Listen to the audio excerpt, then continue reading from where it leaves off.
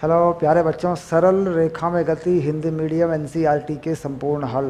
ठीक, चलिए ये आ गई एनसीईआरटी की किताब और यहाँ पर हम 10 नंबर तक कर चुके हैं और एक ऐसा सवाल है जो हमने पीछे छोड़ रखा है। उसमें मैंने बता दिया था कि भाई ये 5 नंबर का सवाल 10 नंबर के सवाल के साथ आपको मिल जाएगा। इसमें हमने कुछ गलतियाँ पहले करी पढ़ने में, हिंदी और अंग्रेजी में जो शब्द हैं, अनुवाद है उसमें। चलिए करते हैं 5 नंबर का। पहले 5 नंबर का क्वेश्चन करेंगे, क्वेश्चन नंबर 5 करेंगे और उसके बाद मैंने थोड़ा सा इस पर सोचा भी कि अगर इसे छोटे से मेथड से करें, एक ऐसा मेथड लगा लें जो सीधे समझ में आए, तो मैंने उस पर विचार भी किया। तो छोटा सा हल इसका बना दिया। देखिए करते हैं इसको, ठीक है। तो पहले ले लेते हैं 3-5, है ना, अध्याय 3 का 5वां सवाल।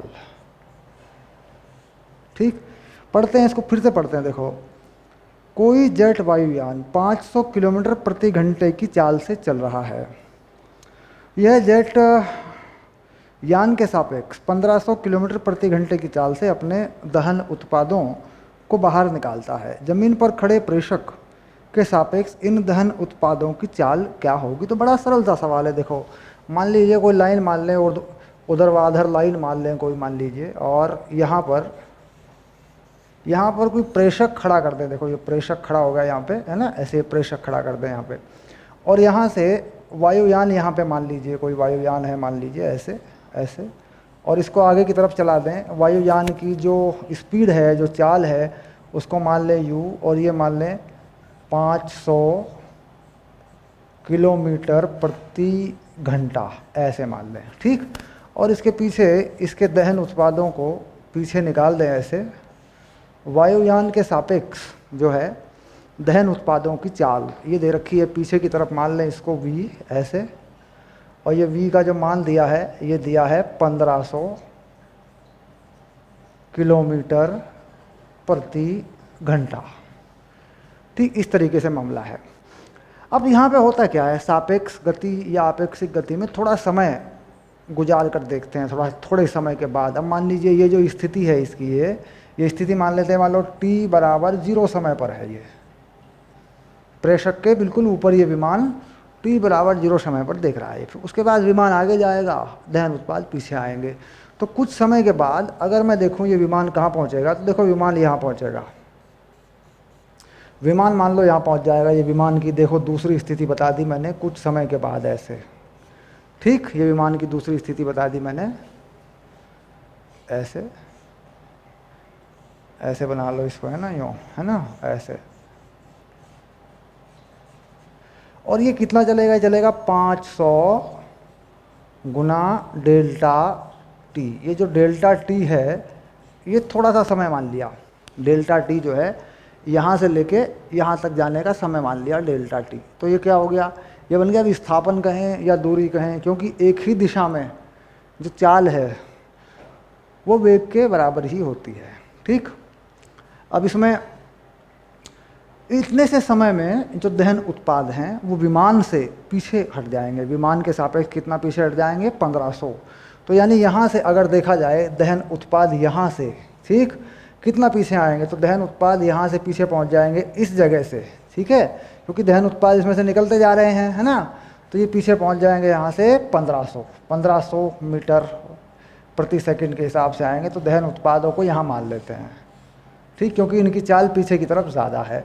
तो ये जो देखिए, ये जो पूरी की पूरा ये पूरा विस्थापन है यहाँ से लेके यहाँ तक का, ये पूरा विस्थापन जो है ये है 1500 डेल्टा टी ऐसे। क्योंकि जो 1500 है, 1500 किलोमीटर प्रति घंटा, वो विमान के सापेक्ष है पीछे की तरफ दहन उत्पादों की चाल।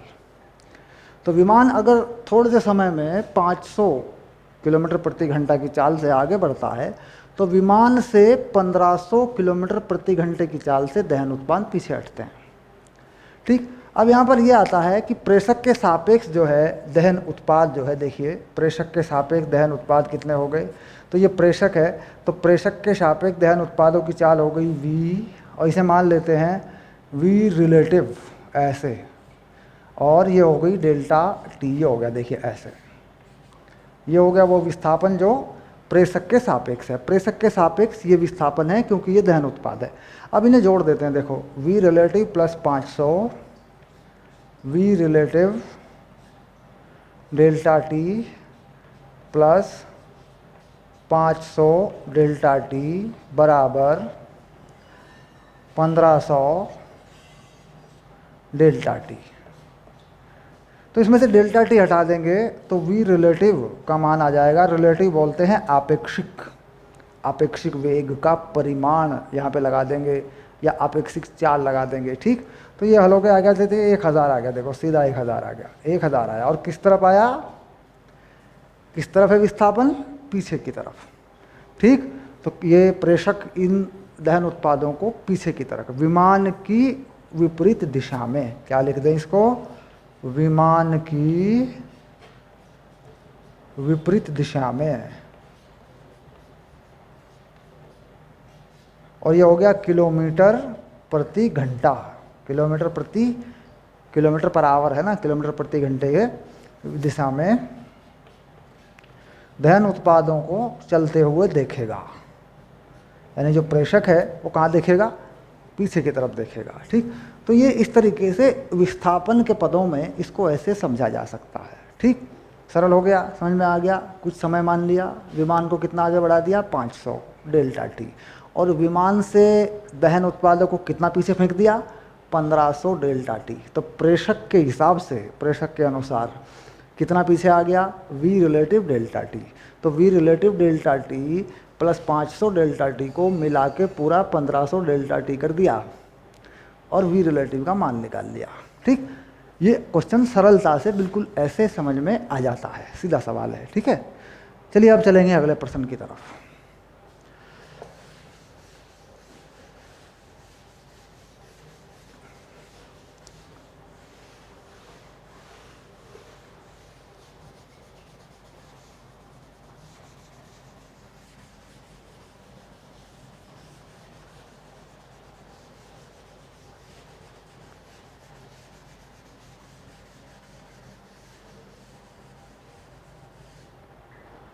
वापस आ गए 311, प्रश्न संख्या क्या है, 311,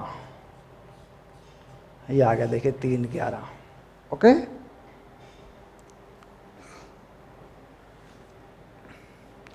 क्या कह रहा है 311 में, नीचे दिए गए कथनों को ध्यान से पढ़िए, नीचे दिए गए कथनों को ध्यान से पढ़िए और कारण बताते हुए व उदाहरण देते हुए बताइए कि वह सत्य हैं या असत्य हैं। ठीक, एक विमीय गति में किसी कण की, देखो सबसे पहली बात लिख दी, एक विमीय गति, यानी एक विमा में गति। एक विमा में गति का मतलब होता है एक ही दिशा में आना और जाना दोनों हो सकते हैं, यानी किसी दिशा में जाए और उस दिशा के विपरीत, यानी एक सरल रेखा में गति हो जिसमें आना भी हो सकता है और जाना भी हो सकता है। एक विमा में गति होने का मतलब एक सरल रेखा में गति हो, ठीक, और इसमें आना भी हो सकता है, ये जाना हो गया, है ना। देखो बात को समझना ऐसे, और इधर को आए तो ये आना हो गया, विपरीत दिशा में भी हो सकती है गति। ठीक, आना और जाना दोनों हो सकते हैं, ये होती है एक विमीय गति। ठीक, अब इसके अनुसार बताना है किसी क्षण चाल शून्य होने पर भी उसका त्वरण अशून्य हो सकता है। किसी भी क्षण अगर चाल शून्य है तो यहाँ पर देखिए, अगर एक ही दिशा में बात करें और एक समीकरण है हमारे पास, अगर उस पर विचार करें v = u + at, ठीक, तो चाल शून्य होने पर भी, यानी तो वेग का समीकरण है, अगर इसको एक ही दिशा में लगा दूं मैं, मान लीजिए विपरीत दिशा में त्वरण है चाल शून्य होने पर भी, और इसे ऐसे लिख दूं मैं समीकरण को v = 5 - 5t, ठीक, ऐसे लिख दूं। अब देखिए कहाँ पर चाल शून्य होगी, देखो चाल शून्य कहाँ पर होगी, देखो बताओ, 5 - 5t, ठीक, तो t बराबर 1 सेकंड पर देखो चाल शून्य हो गई, 1 सेकंड पर क्या हो गया, वेग या चाल शून्य हो गई। लेकिन इसमें त्वरण का मान कितना है? ए का मान है इसमें 5। इसका मतलब त्वरण अशून्य हो सकता है। इसका मतलब सीधा हो सकता है, अगर वेग की दिशा के विपरीत त्वरण हो तो चाल को शून्य कर देगा, लेकिन त्वरण शून्य नहीं होगा। एक उदाहरण तो ये हो गया। दूसरा देखते हैं, दूसरा उदाहरण समझते हैं। देखो इसका, मान लीजिए ये जमीन है, ये है जमीन, ठीक। अब इस जमीन से किसी गेंद को ऊपर की तरफ फेंका। ये क्या है? मान लीजिए ये गेंद है, ठीक। इसे ऊपर की तरफ फेंक दिया मैंने, कुछ वेग या कुछ चाल इसमें दे दी, तो अधिकतम ऊंचाई पर जाकर इसका वेग या चाल शून्य होगा। देखो शून्य हो जाएगा अधिकतम ऊंचाई पर। अधिकतम ऊंचाई मान ली मैंने यहाँ पे कि भाई ये जो है यह अधिकतम ऊंचाई है, अधिकतम ऊंचाई है ना, ऊंचाई पर, ठीक। लेकिन त्वरण शून्य नहीं है। त्वरण का मान कितना है? त्वरण का मान है जी, वो है नीचे की तरफ 9.8 मीटर प्रति सेकंड स्क्वायर है। उसी ने तो इसको जीरो किया है, नीचे से फेंका, वेग घटता गया घटता गया घटता गया घटता गया घटता गया, शून्य हो गया। फिर जब नीचे गिरेगी, यही जो है त्वरण इसके वेग को नीचे की तरफ बढ़ाएगा। तो इसका मतलब ये होता है कि त्वरण का संबंध वेग परिवर्तन से है, वेग से नहीं। तो क्या लिखेंगे? त्वरण का संबंध, देखो कितनी बढ़िया बात बताऊंगा, त्वरण का संबंध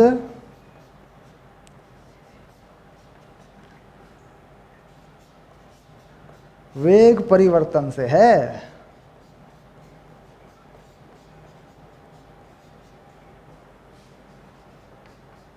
वेग से नहीं।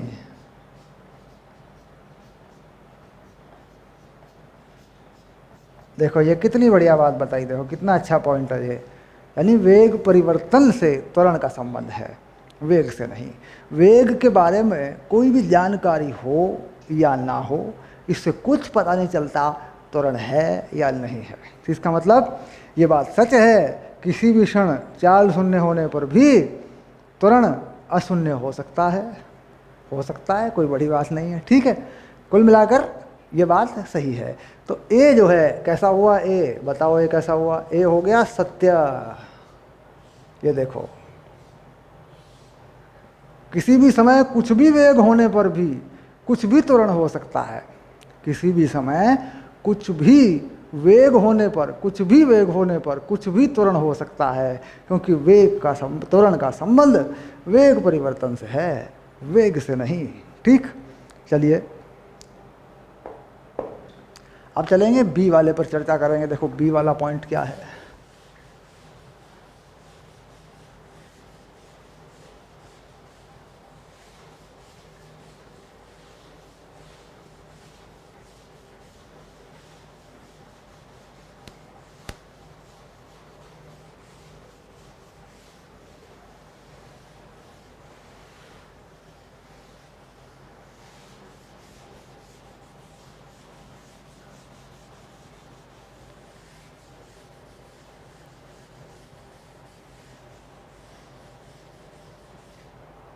तीन 11 बी है ना।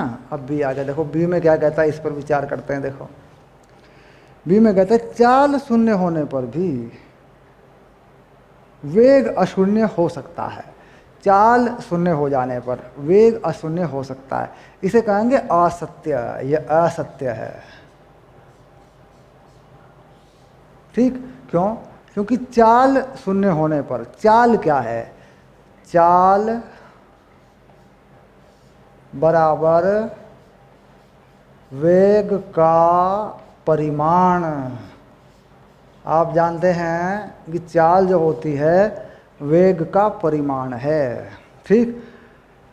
अगर चाल शून्य हो जाए, चाल अगर 0 हो जाए, तो वेग भी शून्य होगा, ठीक। क्योंकि किसी भी सदिश राशि का परिमाण अगर शून्य हो जाए तो राशि शून्य हो जाएगी। ठीक, तो यानी इसमें कुछ ज़्यादा समझने की बात नहीं है।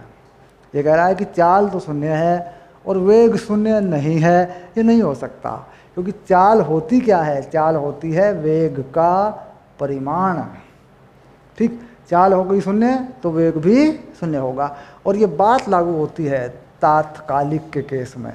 तात्कालिक की बात कर रहा है ये, तात्कालिक, ऐसे तात्कालिक वेग, तात्कालिक चाल, ठीक, दोनों की बात कर रहा है। तो ये तो सरल था। अब लेते हैं सी वाला पॉइंट, है ना। सी में क्या कहता है, देखो सी बताते हैं। चाल स्थिर हो तो त्वरण अवश्य ही शून्य होना चाहिए। अगर चाल स्थिर हो तो त्वरण अवश्य ही शून्य होना चाहिए। अगर चाल स्थिर है, वही चाल है, तो त्वरण अवश्य ही शून्य होना चाहिए। एक ही दिशा में गति कहाँ है? एक ही दिशा में या एक ही विमा में गति है। अब इसका उत्तर देखो, मैं चेक करता हूँ सी का, जो कि सही है। अगर देखा जाए सही है, मैं चेक करता हूँ। तीसरे के 11 का सी सही है। ठीक, ये आ गया। देखिए, चाल स्थिर हो तो त्वरण अवश्य ही शून्य होना चाहिए। तो ये भी बात देख लेते हैं। चाल स्थिर है, चाल जो है वो कैसी है? वो है अचर। ठीक, और एक ही दिशा में, एक ही दिशा में, ठीक, तो देखो एक ही दिशा में लिखा मैंने, तो इसका मतलब दिशा कैसी हो गई? दिशा, ये भी अचर हो गई। क्यों? क्योंकि बात हो रही है एक विमीय गति के बारे में। अब एक विमीय गति में दिशा अचर हो गई और चाल अचर हो गई, तो इससे क्या पता लगा तुम्हें? बताओ, इससे क्या पता लगा तुम्हें? इससे वेग अचर हो गया। वेग कैसा हो गया? अचर हो गया वेग। क्यों? क्योंकि पहले ही सवाल में, प्रश्न में लिख दिया गया कि एक विमा में गति है, इसका मतलब एक ही दिशा है। ऊपर से बता दिया गया चाल अचर है, इसका मतलब चाल और दिशा दोनों अचर हो गई।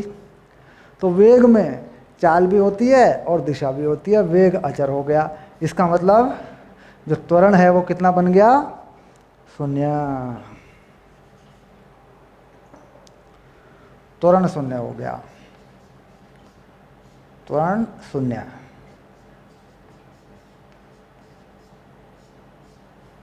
ठीक, अब यहां पे त्वरण शून्य ना हो और चाल अचर हो, ऐसे बहुत से केस हो सकते हैं। चाल अचर है मान लीजिए, लेकिन वो एक दिशा में नहीं होंगे, दिशा बदलेगी। अब जैसे मान लीजिए कोई कण, अगले अध्याय में पढ़ेंगे हम, मान लीजिए कोई कण वृत्तीय पथ पर गति करता है, वृत्तीय पथ पर गति करता है, और ये कण जो है वृत्तीय पथ पर गति करता है, तो हम लिख दें कि भाई इसकी चाल जो है वो अचर है ना। ठीक, तो इसका मतलब ये नहीं है कि त्वरण शून्य है, बात को समझना। चाल तो अचर हो गई, लेकिन चलने की दिशा देखो, ये है चलने की दिशा। कुछ देर बाद ये कण यहाँ आएगा घूम के, वृत्तीय पथ पर गति कर रहा है ना, तो इधर हो गया, देखो लो, ये हो गई अब वेग की दिशा। स्पर्श रेखा के अनुदिश वेग की दिशा होगी, मान लीजिए वृत्तीय पथ पर गति कर रहा है तो। चाल अचर होने पर भी दिशा बदलती है। अगर चाल अचर हो गई, दिशा बदल रही है, तो इसका मतलब वेग बदल रहा है, वेग परिवर्तन है यहाँ पे। तो यहाँ पे जो त्वरण है ना, वो त्वरण नहीं है, जीरो। क्यों? क्योंकि दिशा बदलने के कारण, गति की दिशा बदल जाने के कारण वेग बदलता है। वेग में दो बातें होती हैं, एक परिमाण होता है जिसे चाल कहते हैं, एक वेग में दिशा होती है। वेग एक सदिश राशि होता है, हालांकि सदिश राशियों के बारे में हम अगले चैप्टर में पढ़ते हैं। ठीक, लेकिन यहाँ थोड़ी पहचान करवा दूँ मैं आपको, इसलिए मैंने ये उदाहरण ले लिया। ठीक, चलिए देखते हैं अगला प्रश्न क्या है।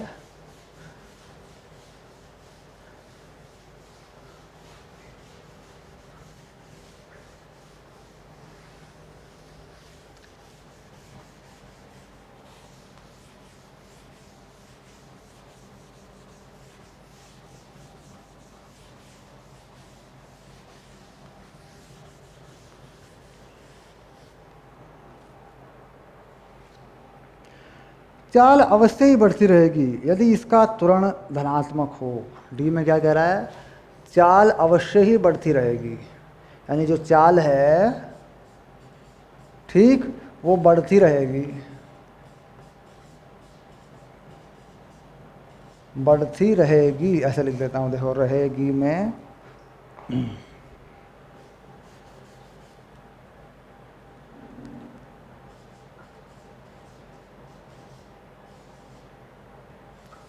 ठीक, अवश्य बढ़ती रहेगी यदि त्वरण धनात्मक हो। देखिए चाल अदिश राशि है, चाल क्या है, अदिश राशि है, और त्वरण क्या है,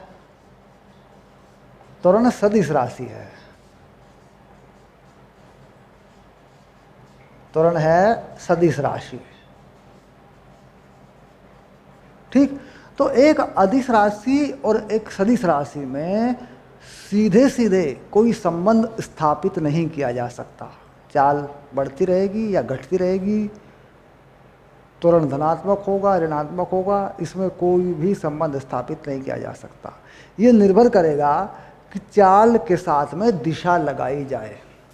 मान लीजिए अगर चाल को त्वरण की दिशा में लगा दिया जाए, चाल की दिशा, चाल की दिशा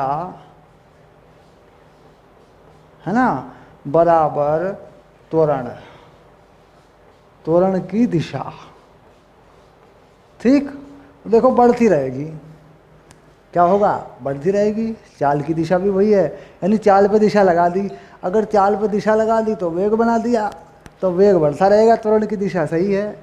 अगर चाल की दिशा पलट दी, उल्टी कर दी, तो घटती रहेगी। इसका मतलब चाल से ये फैसला नहीं किया जा सकता सिर्फ चाल के आधार पर कि त्वरण के साथ वो घटेगी या बढ़ेगी, जब तक चाल पर दिशा न लगा दी जाए। इसका मतलब चाल और त्वरण के बीच में सीधे सीधे कोई संबंध स्थापित नहीं किया जा सकता। इसलिए इसको क्या कर दूं, इसे असत्य कर देता हूं। यह असत्य हो गया, लो पक्का। ठीक, चलिए ये भी हो गया काम, अब आगे बढ़ते हैं।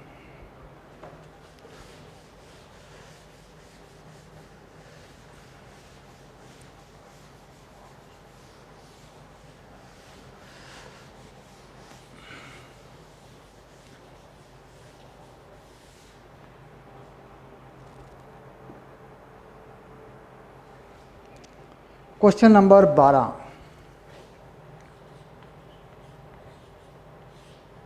ये आ गए हम नंबर 12 पर। ठीक, किसी गेंद को 90 मीटर ऊंचाई, 90 मीटर की ऊंचाई से फर्श पर गिरा दिया जाता है। फर्श के प्रत्येक टक्कर में गेंद की 1/10, गेंद की चाल 1/10 कम हो जाती है। इसकी गति का 0 से 12 सेकंड के बीच चाल समय ग्राफ बनाइए। तो देखिए चाल जो होती है ना, चाल कभी भी ऋणात्मक नहीं होती, चाल कभी भी ऋणात्मक नहीं होती। तो पहली बात का ध्यान रखेंगे कि चाल जो है ऋणात्मक नहीं होती। देखो ये पहली बात याद करनी पड़ेगी। इसका मतलब चाल और समय का ग्राफ माइनस की तरफ नहीं जाता। अब जैसे मान लीजिए मैं ग्राफ बनाऊंगा अभी इसका, यह ग्राफ बनाऊंगा, देखो मैं, ये समय हो गया, इसको t मान लेंगे और ये मान लेंगे सेकंड में, और ये चाल मान लेंगे v मीटर प्रति सेकंड में, ये मान लेंगे चाल। ठीक, और एक गेंद को 90 मीटर की ऊंचाई से गिराएंगे। अब मान लीजिए ये गेंद को 90 मीटर की ऊंचाई से गिराएंगे फर्श के ऊपर। ठीक, ये हो गया फर्श, और ये ऊंचाई हो गई h बराबर 90 मीटर, और g का मान नीचे की तरफ लेंगे, ये लेंगे 9.8 मीटर प्रति सेकंड स्क्वायर, और यहाँ से गेंद को गिरा देंगे, इस गेंद को नीचे की तरफ गिरा देंगे ऐसे। ठीक, तो समय को जीरो कहाँ पर माना गया? समय को जीरो यहाँ पर माना गया। यहाँ पर जो समय है वो t बराबर 0 है। ठीक, तो जब गेंद नीचे की तरफ आ रही होगी तो गेंद की चाल बढ़ रही होगी, और किस नियम से या किस समीकरण से बढ़ रही होगी ने? तो देखिए, पहला केस हो गया नीचे की ओर आते हुए, यानी गेंद का नीचे गिरते हुए। तो ये हो गया, देखो v बराबर u प्लस जी टी। तो प्रारंभिक जो वेग है या चाल है वो 0 है, और नीचे की तरफ g क्या कर रहा है? उसको बढ़ा रहा है, तो प्लस में लगा दिया। तो ये हो गया 9.8 t। ये वो ग्राफ है। अब यहाँ देखना है कितना समय लगेगा इस गेंद को यहाँ तक गिरने में। तो कितना समय लगेगा? समय के लिए चलते हैं h बराबर हाफ जी टी स्क्वायर से कर देते हैं। ठीक, क्योंकि समीकरण होता है U T plus half G T square, तो u इसमें है नहीं। मान लीजिए मैंने देखो सीधे लिख दिया, देखो कन्फ्यूजन होता है, तो सर जी सीधा क्यों लिख दिया? उत्तर समीकरण पूरा लिखो। समीकरण क्या होती है नीचे की तरफ? U T plus half G T square. ठीक, ये होती है। अब u जो है यहाँ पे 0 है, u कितना है यहाँ पे? 0। तो देखो यहाँ पे u 0 लगाया हुआ है हमने, तो ये चीज़ आ गई, देखो ऐसे आ गया। तो यहाँ से हमारे पास एक समय आएगा, कितनी देर में ये बॉल गिर जाएगी? वो होगा 2h/g। इतने समय में ये बॉल गिर जाएगी ज़मीन पे, यानी इतने समय तक चाल बढ़ती रहेगी। अब ये जो समय है ये यहाँ लगा सकते हैं ऐसे। ठीक, कितना समय है? अब ये समय जो भी है यहाँ मान लेते हैं, इस समय को यहाँ मान लिया मैंने समय, पहला समय, ये पहला समय है। ठीक, और यहाँ से यहाँ तक गिरने का ये समय है, पहले वाला समय है। इसको जो है हम यहाँ मान लेते हैं, इसे मान लेते हैं t1। तो इसको क्या लिख देते हैं? t1 और ये t1। और ये भी पता लग गया कि इसमें चाल जो है बढ़ रही है, समय के साथ साथ बढ़ रही है, एक सरल रेखा में बढ़ रही है। तो सरल रेखा में जो बढ़ रही चाल है वो देखते हैं, और कितनी चाल हो जाती है हम ये पता लगा सकते हैं कि कितनी चाल हो जाती है। तो चाल जितनी भी होगी वो समय लगाने से पता कर सकते हैं, या गति के तीसरे समीकरण से पता कर सकते हैं। देखो तीसरा समीकरण लगा देते हैं, तो v square u square plus 2gh से भी v पता लग जाएगी, वर्गमूल 2gh, इससे भी पता लग जाएगी ये वाली, जहाँ पर ये बॉल लगेगी आके, ये जो v आएगा ये यहाँ से पता लग जाएगा। ठीक, तो ये समय आता है लगभग 4 सेकंड के आसपास। अगर इसे हल करते हैं तो समय आता है 4 सेकंड, 4.3 सेकंड के आसपास ये समय आता है। यानी t1 जो आता है लगभग 4.3 सेकंड के आसपास आता है। ठीक, और चाल कितनी बन जाएगी 3 सेकंड में? ठीक, ये बन जाएगी, देखो 4 3 ये 30 32 33 के आसपास बन जाएगी, 32 33 के आसपास बन जाएगी ना। तो यहाँ पर चाल को बढ़ाते हैं, पहले ये बढ़ा दी चाल। ठीक, ये बन गई चाल। अब जब टकरा के गेंद उठेगी, यहीं से टकरा के जब गेंद ऊपर उठेगी तो 1/10 चाल को खो देगी, नष्ट कर देगी। यानी वापस जो चाल मिलेगी टकरा के वो कम मिलेगी गेंद को, देखो कम मिलेगी। टकराने के बाद यहाँ आ गई, टकराने के बाद गेंद ऊपर चली तो यहाँ तक पहुँचेगी, मान लीजिए देखे यहाँ तक पहुँचेगी, क्योंकि चाल कम हो गई, माना यहाँ तक पहुँचेगी। ठीक, तो समय कम लगेगा, तो कम समय में वापस गेंद की चाल 0 हो जाएगी। ठीक, तो ये समय हो गया t2। अब ये समय यहाँ तक कितना मान लिया? ये t2 मान लिया। ठीक, अब गेंद यहाँ से फिर नीचे आएगी, है ना। तो गेंद जो है यहाँ से फिर जो है नीचे आएगी, गेंद की चाल बढ़ेगी, देखो ये बढ़ गई, क्योंकि जब नीचे आएगी तो चाल फिर बढ़ेगी। अब गेंद यहाँ फिर टकराएगी ऐसे, इस सब में t2 फिर गेंद की चाल में 1/10 भाग कमी हो जाएगी, फिर जो है वापस जाएगी, 0 करेगी ऐसे, फिर वापस अधिकतम ऊंचाई तक जाएगी, फिर 1/10 भाग कमी हो जाएगी, फिर ऐसे ऐसे चलता रहेगा।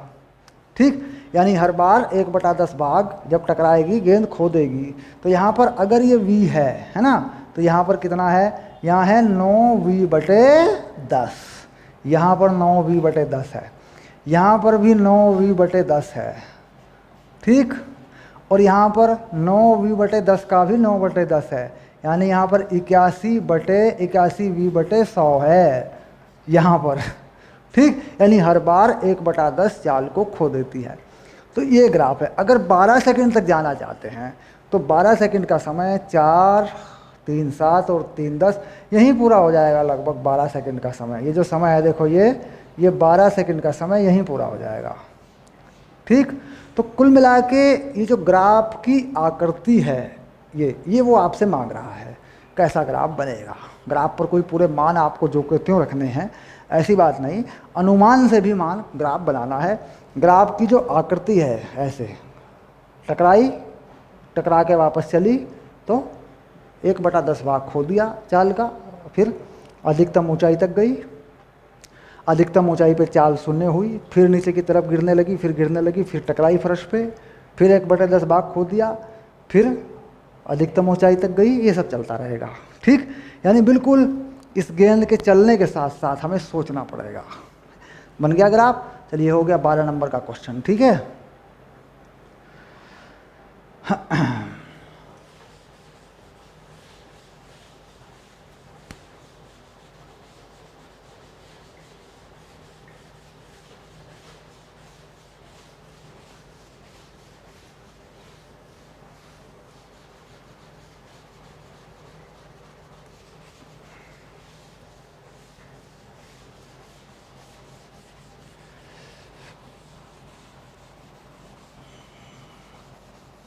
चलिए अब लेते हैं अगला सवाल। आप पढ़ लीजिए एक बार अपनी बुक में, अपनी पुस्तक से एक बार सवाल को पढ़ लें। सवाल नंबर 13 पे जा रहे हैं हम लोग, क्वेश्चन नंबर 13।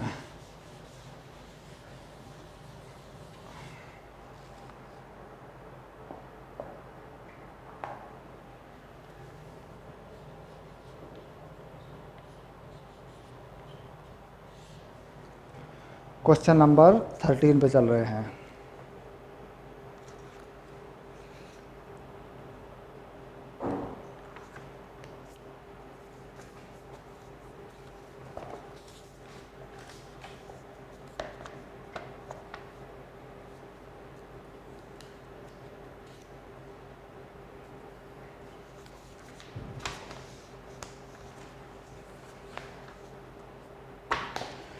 उदाहरण सहित निम्नलिखित के बीच अंतर को स्पष्ट कीजिए। उदाहरण सहित, ठीक।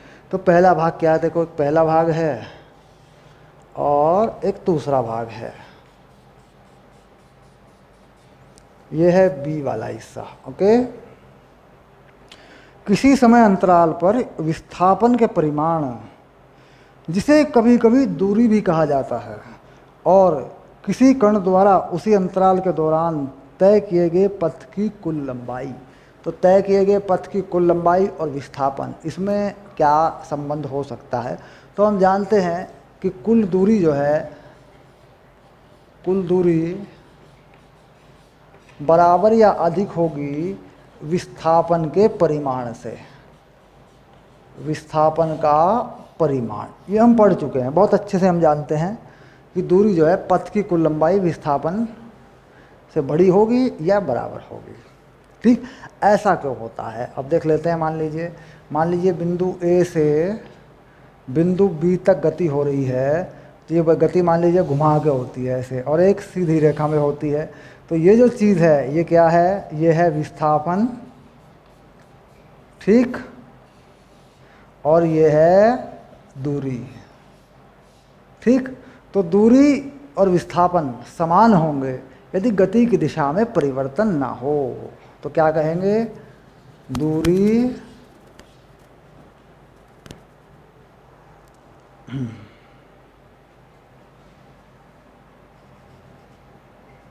इसको सही बताओ, नहीं तो छोटी बड़ी ई दिखेगा तुम्हें। दूरी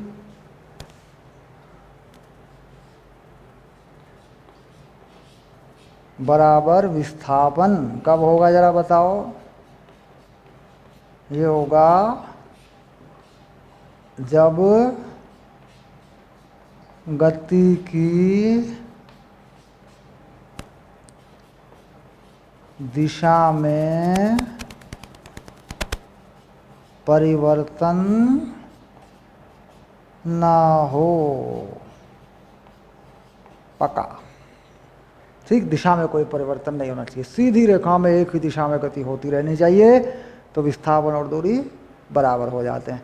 विस्थापन का परिमाण होता है बेसिकली, ये विस्थापन सदिश राशि है, ठीक है। अब दूसरे में कहता है किसी समय अंतराल में औसत वेग के परिमाण और उसी अंतराल में औसत चाल में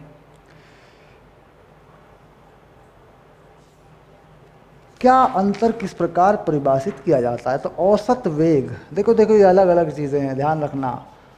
औसत वेग ये होता है विस्थापन बटे समय अंतराल, ठीक। तो यहीं पर अगर मैं ले लूँ इस चीज़ को तो क्या होगा, देखो कुल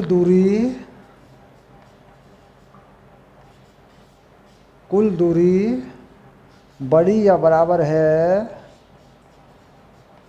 विस्थापन के परिमाण के, है ना, ऐसे लिख दिया, देखो मैंने विस्थापन का परिमाण, और इसे समय अंतराल से भाग कर दूं, समय अंतराल दोनों में बराबर मान लूं, है ना, कोई समय अंतराल लगा दूं, समय अंतराल,